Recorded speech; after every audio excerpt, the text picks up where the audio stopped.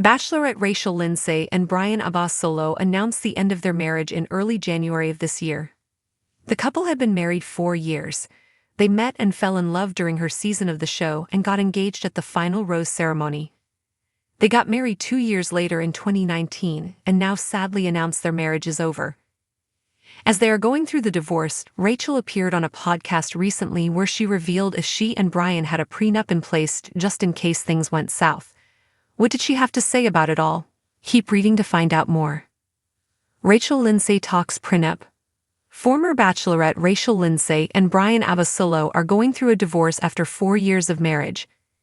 She has hinted that she was blindsided by Bryan's decision to file shortly after the new year. Now, a few months later, she is opening up a little more about their split.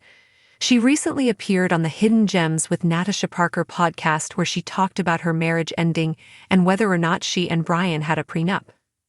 As it turns out, Rachel and Bryan did not have a prenup in place prior to getting married. She said she was all for getting a prenup before their wedding, but they had different views on it, so since they couldn't agree on it, they just didn't do it. Rachel said, "The reason I didn't get a prenup is because the place I'm in now financially is totally different than when I got married. We were more level and I wasn't living in California. At the time he was a chiropractor in Florida and she was still an attorney in Texas." She said, "We weren't on the same page with prenups and I didn't want it to be a bigger issue, so we didn't have one. Hindsight is 20/20. I would have done it now." Her advice to everyone on their way to marriage. Now, Rachel Lindsay advises anyone who is going to get married to get a prenup.